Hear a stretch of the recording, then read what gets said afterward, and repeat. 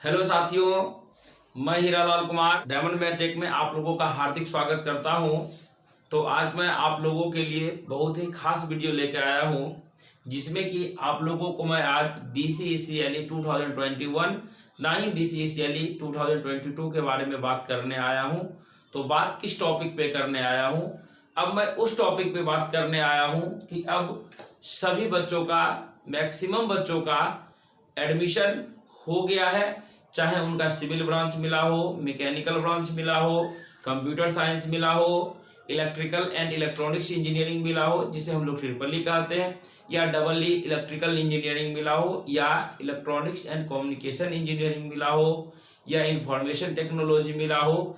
अब जिनको जिस ब्रांच में एडमिशन लेने थे, यानी कि फर्स्ट राउंड का एडमिशन खत्म हो गया, उसमें बहुत सारे बच्चों ने एडमिशन लिया और बहुत सारे ने अपग्रेड कर रखा है। लेकिन मैक्सिमम चांसेज है जिन्होंने अपग्रेड किया है, अगर कॉलेज खाली रही तो उनको मिलेगा, अगर कॉलेज खाली नहीं रही तो वही कॉलेज में जाना पड़ेगा। यानी ये स्वतः आप लोग फिक्स कर ले कि अगर आपको मैकेनिकल अलॉट हुआ तो मैकेनिकल के पढ़ना है, अगर सिविल अलॉट हुआ तो आपको सिविल के बारे में पढ़ना है। तो अब जो है कि ज्यादा समय आप लोगों को नहीं गंवाना है, क्योंकि कॉलेज जो है कि आपको बहुत ही कम समय देती है पढ़ाई करने के लिए।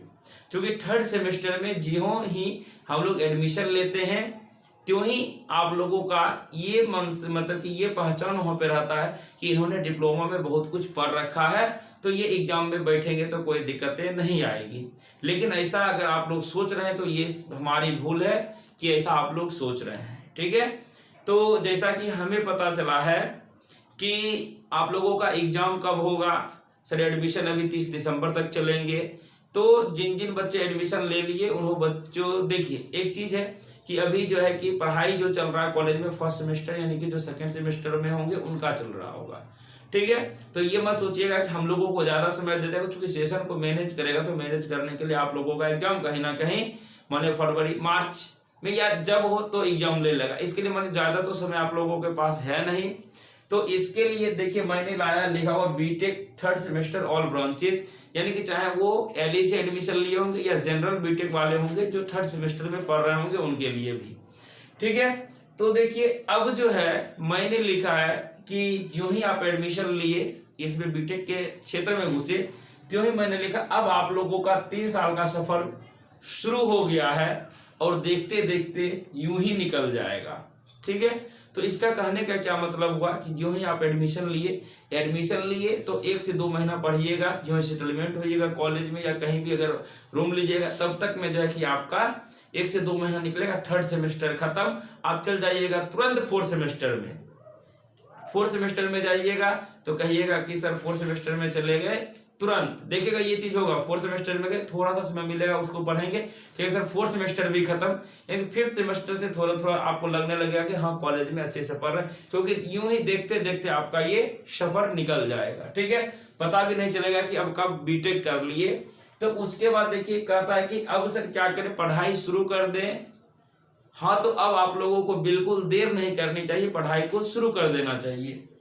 तो सर शुरू तो करें, लेकिन कैसे करें, कहां से करें? तो पढ़ाई सर कैसे करें, सिलेबस कहां मिलेगा, समझ में नहीं आ रहा है। तो इसके लिए आप जो है कि किसी भी आप AKU के साइट पे जाइए, वहां से भी डाउनलोड कर सकते हैं। अगर वहां समझ में नहीं आता है तो आजकल प्ले स्टोर पर बहुत सारा ऐप है, लेकिन वहां पे लिखिएगा AKU गुरु या कोई भी जो है कि जो आपको सफिशियंट लगे उसको डाउनलोड कीजिए। वहां से जो है कि बारी बारी करके सभी को सिलेबस को देखिए। ठीक है, तो सिलेबस देखिए, सिलेबस को डाउनलोड पहले कीजिए, उसमें से देखिएगा क्या कि बहुत सारी, जैसे मैकेनिकल, मेरा मैकेनिकल ब्रांच है तो मैं मैकेनिकल के बारे में ज्यादा बात करूंगा। लेकिन ये मत सोचिएगा कि सरकार मैकेनिकल है तो अदर ब्रांच वाले क्या करेंगे। तो अदर ब्रांच वाले भी इसे रिक्वेस्ट है, जो मैकेनिकल वालों को बोलेंगे वही चीज आप लोगों को भी करना है। क्या करना है कि उसमें से देखेंगे कि कोई ऐसा आपको पेपर आया होगा जो पेपर आपने डिप्लोमा में पढ़ रखा होगा। ठीक है, तो अगर मानिए नहीं पढ़े हैं तो उसको क्या करना है, कैसे पढ़ना है, ये चीज मैं आपको बता देता हूं। क्योंकि बीटेक में बहुत कम ही ऐसे जगह होते हैं या बहुत कम ही जगह होता है जहां पे कि बीटेक का कोचिंग प्रॉपरली ढंग से कराया जाता है। एक बात को आप लोग कान खोल के सुन लीजिए, अगर बीटेक में जाके अगर आप लोग कोचिंग करते हैं तो कहीं ना कहीं आपके साथ दिक्कतें हैं। ठीक है, यहाँ से कोशिश करना है कि आपको सेल्फ स्टडी मैक्सिमम टाइम करना है। कॉलेज जाना है प्रॉपर कॉलेज जाइए और सेल्फ स्टडी पे ज़्यादा ध्यान दीजिएगा। कॉलेज में सिलेबस कवर होगी। अगर बुक आपको नहीं है तो उतना पैसा आपके पास नहीं है तो बुक को लाइब्रेरी से आपके नाम पे 3 बुक लाइब्रेरी से अगर मिलते हैं तो ठीक है, 2 भी मिलेगा तो उसको जाकर टाइम टू टाइम लीजिए, पढ़िए, जमा कीजिए। ठीक है, ये चीज हो गया। तो अब सर पढ़ाई कैसे करें, तो इसमें से बहुत सारे बच्चे ने कमेंट किया कि सर आप जाएगी सर ईसीई का नोट्स आपके पास है क्या, मैकेनिकल का नोट्स है क्या, सिविल का नोट्स है क्या। तो एक बात हम आपको खुलेआम अच्छे से कहना चाहेंगे कि सभी बच्चे समझेंगे कि नोट्स जो है कि किसी का नोट्स आप लोग नहीं खरीदिएगा। अगर आप खरीद रहे हैं तो कहीं ना कहीं दिक्कतें आएगी आपको, क्योंकि देखिए नोट्स जो बनाया जाता है 2 तरीके का नोट्स, एक होता है प्रॉपरली सिलेबस के अकॉर्डिंग नोट्स बनाना, ठीक है। एक होता है क्या कि नोट्स जो बनाए कि वो ऐसा टॉपिक तो कवर किए जो हमको टॉपिक आया उसको छोड़ के नोट्स को बनाए। क्योंकि नोट्स मतलब क्या हुआ, सेल्फ हाथ खुद से बनाया हुआ नोट्स होना चाहिए। तो खुद से कौन बनाता है, खुद से बनाता है कि वो अपना सिर्फ जो लिखा वही समझेगा ना, दूसरा तो कोई समझेगा नहीं। इसलिए प्रॉपर नोट्स जो होता है कि आप लोग को खुद अपने से बनाने हैं। आज 20 दिसंबर है, इस 20 दिसंबर को आप मन में ठान लीजिए कि हमको अगर पेपर पहले लिख लीजिए, एक आप लोग पेपर लीजिए, उस पेपर में लिखिए कि मैकेनिकल 3rd सेमेस्टर इसमें कौन कौन से पेपर आपको पढ़ने, उस टोटल में पेपर में जाके सब्जेक्ट का नाम लिखिए। उसके नहीं सिलेबस होता तो मोबाइल में कभी भी सिलेबस को मत रखिएगा। आज के बाद ये चीज ध्यान रखिएगा, मोबाइल से तुरंत जाइए सिलेबस को प्रिंट कराइए और प्रिंट करा के अपने टेबल पर रखिए और जो भी है बड़ा बड़ा लेटर में लिख के दीवार में चिपका दीजिएगा। ठीक है, ये हो गया। उसके बाद यहाँ से सिलेबस आपका डाउनलोड, नोट्स कैसे बनाना है तो ये बात हुई। तो अब जो है कि आपको जो भी विषय है उस विषय का, जैसे मानिए थर्मोडायनामिक्स पढ़ना है, मशीन ड्राइंग पढ़ना, ये सभी चीज हम लोग पहले भी पढ़ चुके हैं। ठीक है, तो इसके लिए क्या करना है आपको कि जो टॉपिक दिया हुआ है, कहीं अगर मानिए ये टॉपिक समझ में नहीं आता है, उस टॉपिक पे जाइए। सबसे अच्छा तरीका हम लोगों का ऑनलाइन में है। ऑनलाइन में क्या कहते हैं, यूट्यूब पर सर्च कीजिए, एक प्रत्येक टॉपिक को सर्च कीजिए। उस टॉपिक जैसे मानिए कि आज हम रिवेटेड जॉइंट पढ़ रहे हैं तो रिवेट जॉइंट डालेंगे यूट्यूब पर, उससे कुछ वीडियो को देखे, गूगल पे जाएंगे, गूगल से सर्च कर लिए, डाटा एनालिसिस कर लिए क्या चीज है, उससे हम लोग लिखेंगे, रफली लिखेंगे, पहले रफ लिख लिए। उसके बाद आपके पास जो है कि बुक ऑथेंटिक देखिएगा, उसमें से बहुत सारा अच्छा अच्छा राइटर का बुक का नाम दिया हुआ, उस राइटर का नाम, अगर मैंने बुक नहीं ले सकते लाइब्रेरी से या पैसा नहीं है खरीदने का तो आप नेट पे सर्च करेंगे तो मैक्सिमम बुक जो है कि जिसका बुक पीडीएफ अवेलेबल होता है, तो पीडीएफ से जो है कि आप ऐसा नहीं है कि एक दिन में जो है कि इतना करना, जो टॉपिक है उसको देखिए, उस टॉपिक के देखिए क्या मैंने बुक में जो लिखा हुआ है, जो मैंने यूट्यूब से पढ़ा या गूगल से इसको सर्च करके लिखा, क्या वो दोनों मैच कर रहे हैं या नहीं मैच कर रहे। तो बुक का भी सहारा लीजिए, गूगल का सहारा लीजिए, और जो है कि सभी चीज यूट्यूब हो या आपका क्या कहते हैं आपके पास इंटरनेट हो, ये दोनों चीज अगर आपके पास अवेलेबल है तो दुनिया का कोई भी ताकत आपको कोई भी चीज करने से नहीं रोक सकता। इस बात को ध्यान रखिएगा।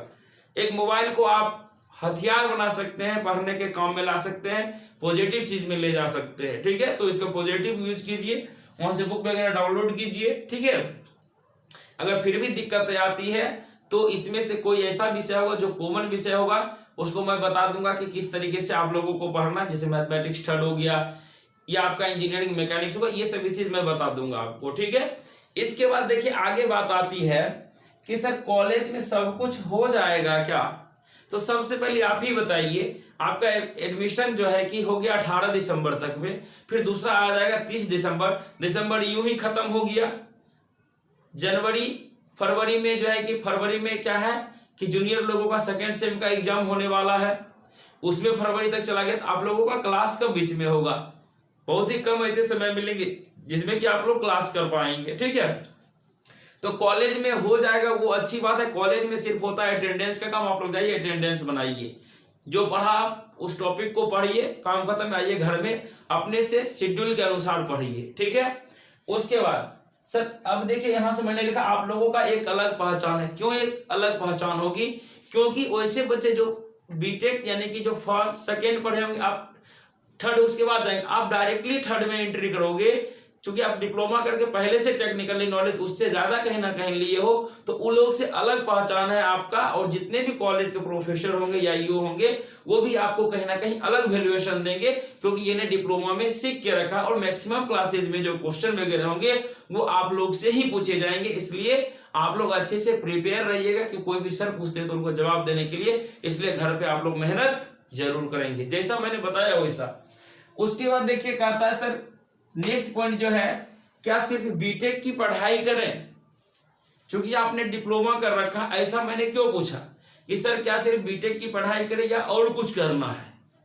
तो बीटेक पढ़िएगा, देखिए एग्जाम निकालने के लिए, इन सेमेस्टर एग्जाम निकालने के लिए आसान है। आप लोग अच्छे से पढ़िएगा तो एग्जाम निकल जाएगा, ठीक है। क्यों, कैसे निकलेगा? तो कहिएगा कि सर फिर भी हमको यूट्यूब पर सब चीजें सर्च किया, हमको कुछ आइडिया नहीं लगा। तो अब जो है कि आपको बुक खरीदने की नौबत आएगी, या क्वेश्चन बैंक, किसी भी चीज के लिए क्वेश्चन बैंक ले लीजिए, नहीं तो प्रीवियस ईयर क्वेश्चन को डाउनलोड कीजिए। प्रीवियस ईयर के क्वेश्चन को डाउनलोड कीजिए, देखिए कि कौन कौन से टॉपिक से क्वेश्चन आ रहे हैं। उस क्वेश्चन नहीं कुछ समझ में आता, उस क्वेश्चन का आंसर लिखना शुरू कीजिए।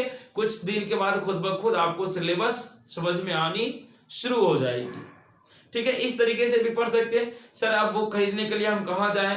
तो सभी चीज का नेट है, नहीं मिल रहा है तो आप जो है कि एक ऑनलाइन वेबसाइट, यानी एक ऑनलाइन जिस तरह से फ्लिपकार्ट, अमेजन है, आपको जहां से अच्छा लगे वहां से जो है कि आप सभी बुक को मंगाने का कोशिश कीजिए। धीरे धीरे अपना बुक खरीदिए। जैसे मैंने थर्मोडायनामिक्स पीके नाग खरीद लीजिएगा, अभी से 8 सेमेस्टर तक काम देगा आपको।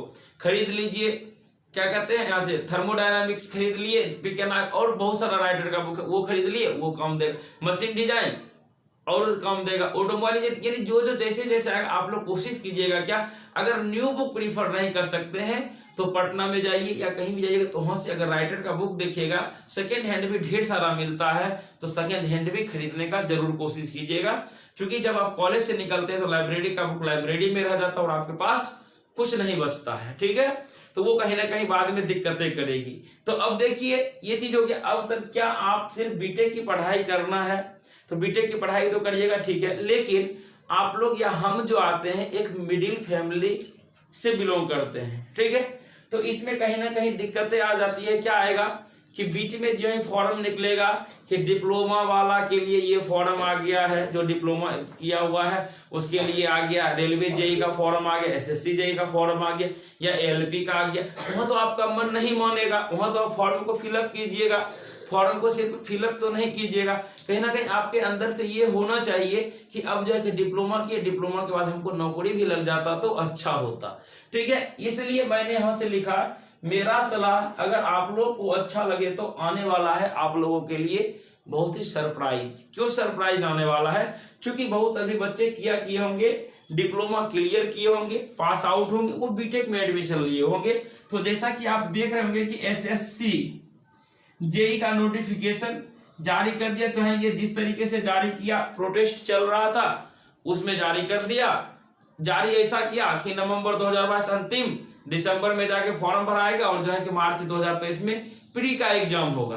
तो इसमें से दिक्कतें किनको है? जो बहुत पहले से तैयारी कर रहे हैं उनको दिक्कतें आएगी, लेकिन जो फ्रेशर बच्चे हैं वो क्या सोचेंगे, जो भी 5th से में, वो भी सोचेंगे अच्छा 5th देंगे, इसमें 6 देंगे, 6 के बाद भी मेरा रिजल्ट आएगा, रिजल्ट आने के बाद भी अच्छे से तैयारी करेंगे और जाके एक बार में एग्जाम को क्वालिफाई करेंगे। तो that is golden chance for जो अभी जो करेंटली में पढ़ रहे हैं या रिसेंटली में पास आउट हुए। लेकिन वैसे बच्चों के लिए कहीं ना कहीं दिक्कतें बन के आ जाएगी। क्या चीज? जो बहुत दिनों से तैयारी कर रहे हैं, ठीक है। ये इसके लिए जो है कि प्रोटेस्ट चल रहा है, फिर से ट्विटर वगैरह पर कंपेनियन चल रहा है, जिसमें कि ये चीज करना है कि एग्जाम डेट को घटाया जाए। लेकिन ये सभी चीज प्री प्लानिंग होती है, लेकिन हम लोगों का कोशिश जारी है कि कहीं ना कहीं इस टाइम को और पहले कर दिया जाए, ठीक है। ये चीज एसएससी जेई के लिए कहीं ना कहीं हर बच्चे के मन में होता है, जो अच्छे से थोड़ा पढ़ाई करते हैं कि एसएससी जेई का मेरा हो जाता तो अच्छा होता। इसके लिए कहीं ना कहीं आपको मेहनत करने की आवश्यकता है। उसके बाद देखिए बीच में क्या आ जाएगा, एसएससी जेई के बीच में हमको लगता है कि आरआरबी जेई, क्योंकि 2019 का वैकेंसी आरआरबी जेई आ जाएगा आपका। देखिए यहाँ से एलपी आ जाएगा, टेक्नीशियन आ जाएगा, ये सभी वैकेंसी बीच में आएगी। तो कहीं ना कहीं आपका मन नहीं मानेगा। क्यों नहीं मानेगा?